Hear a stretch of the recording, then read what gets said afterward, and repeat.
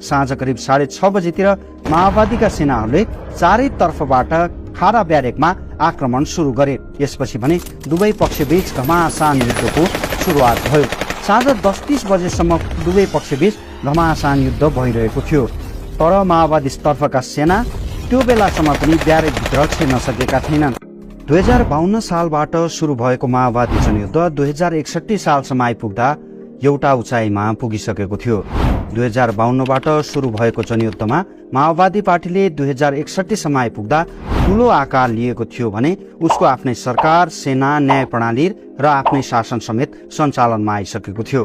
माओवादीको दाबी अनुसार ग्रामीण क्षेत्रका करिब 80% भूभाग माओवादीको कब्जामा थिए, जहाँ उनीहरूकै जनसरकार नामको सरकार, जनमुक्ति सेना र न्याय प्रणाली बमोजिम शासन चल्ने गर्दथ्यो। तर 2061 सालको चैत्र महिनामा भएको एउटा युद्धले भने माओवादीको सम्पूर्ण अवस्था नै फेरिदियो। त्यो युद्ध थियो रुकुम खाराको युद्ध। यो युद्ध माओवादीका लागि कतिसम्म महत्त्वपूर्ण थियो भने अघिपछि भारत वा देशको अर्को कुनै कुनाबाट लडाईँ लड्न निर्देशन गर्ने प्रचण्डले समेत रोल्पाको घरती गाउँमा बसेर यो लडाईँलाई कमान्ड गरेका थिए। तर परिणाम उल्टो आइदियो। माओवादीले उक्त युद्धमा अपेक्षित सफलता हासिल गर्न सकेन र संसदवादी दलहरूसँग सहकार्य गर्ने गरी शान्तिपूर्ण राजनीतिमा आउन बाध्य हुनु पर्यो। पहिलो पटक आक्रमण गर्दा हार बेहोर्नु परेको तितो यथार्थ हुँदाहुँदै 2 वर्षपछि नै दोस्रो पटक खारामाथि आक्रमण गर्ने योजना प्रचण्डले किन बनाए? खाराको लडाईँलाई माओवादीले किन त्यति महत्त्व दिएको थियो? खाराको लडाईँमा माओवादी किन पराजित हुनु पर्यो? त्यो दिन खारा युद्धको सुरुवात र अन्त्य कसरी भयो? खारा युद्धपछि माओवादी कसरी शान्ति प्रक्रियामा आयो? लगायतका विषय आजको यस भिडियोमा हामी चर्चा गर्नेछौँ। खारा तत्कालीन अवस्थामा माओवादीको आधार इलाका मानिने रुकुममा पर्दछ। रुकुमको दक्षिण पश्चिममा पहाडको टुप्पोमा खारामा तत्कालीन शाही नेपाली सेनाको क्याम्प रहेको थियो र जुन आज पनि कायमै रहेको छ।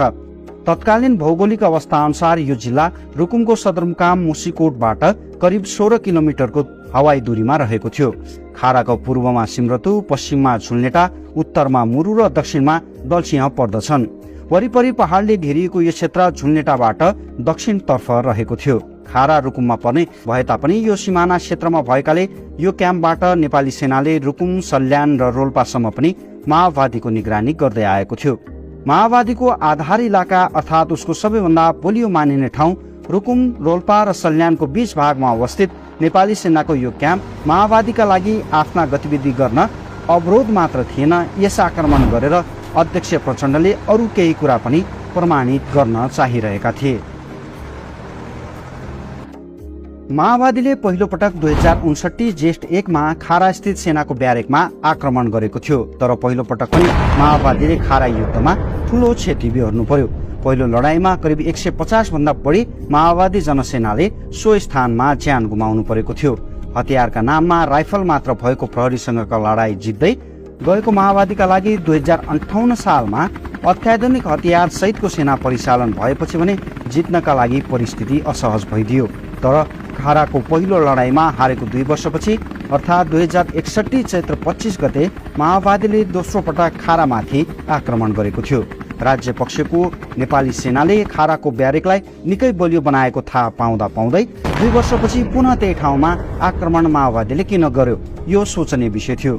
केसम्म भनिन्थ्यो भने खाराको लडाईँमा माओवादीले जित्न सके उसले सिधै काठमाडौँ समेत कब्जा गर्न सक्नेछ।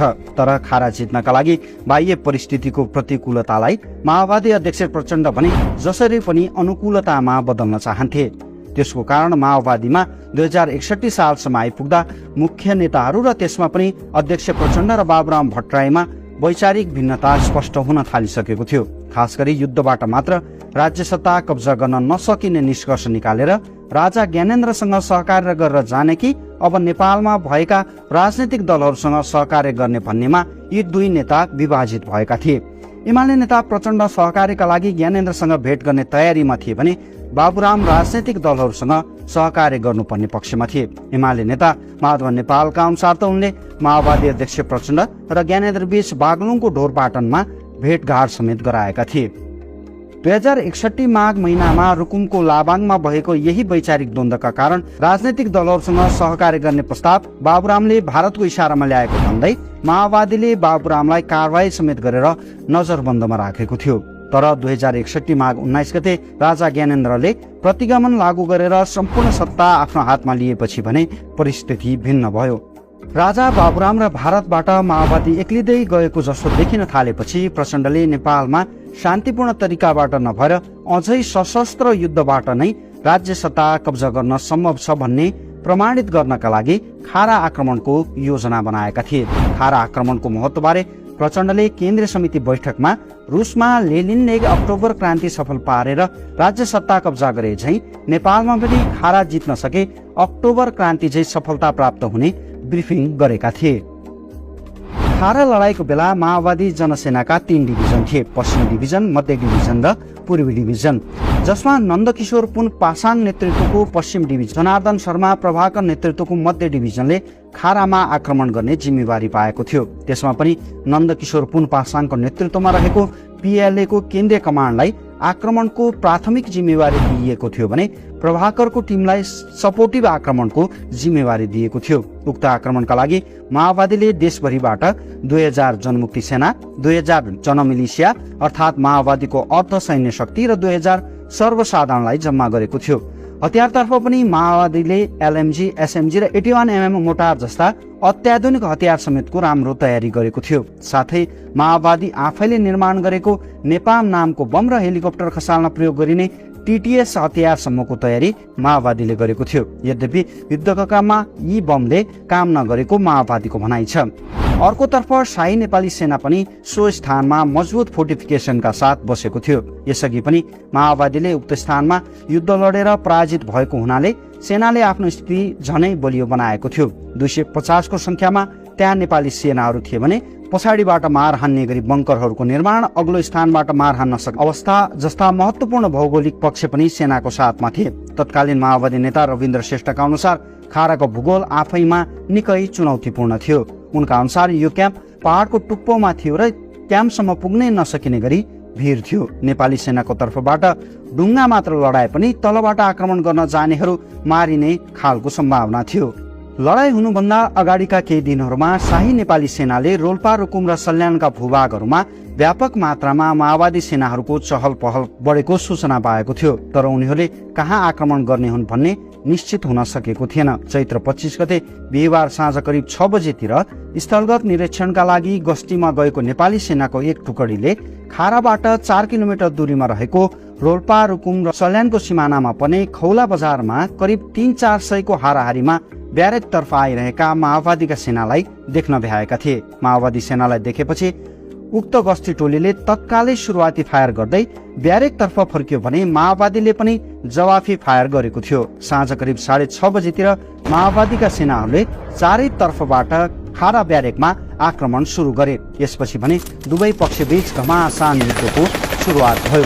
साँझ 10:30 बजेसम्म दुवै पक्षबीच घमासान युद्ध भइरहेको थियो। तर माओवादी तर्फका सेना त्यो बेलासम्म पनि ब्यारेकभित्र छिर्न सकेका थिएनन्।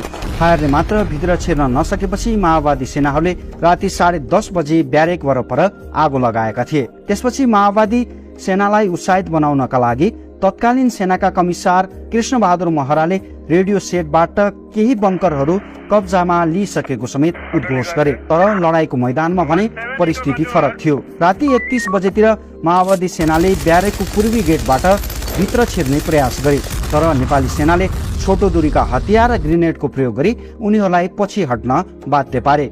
ब्यारेकभित्र छिर्न खोज्दा यसरी नै बङ्करभित्र रहेका सेनाले पछाडिबाट फायर गरेर माओवादीलाई भित्र छिर्न दिएका थिएनन्। बरु एसाल्ट अर्थात् अग्रभागमा रहेका माओवादीका कैयन सेनाले त्यसरी भित्र छिर्ने प्रयास गर्दा गोली खाएर ज्यान गुमाउनु परिरहेको थियो।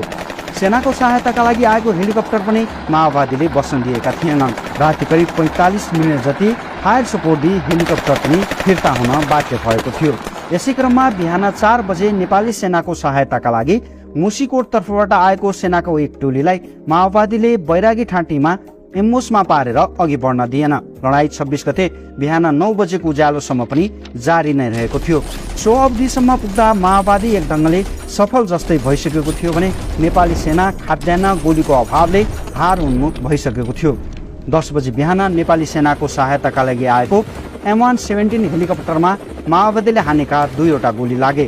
तर बिहान करिब 12 बजे क्याप्टेन रामेश्वर थापाले हेलिकप्टर बसालेर 150 भन्दा बढी नेपाली सेनालाई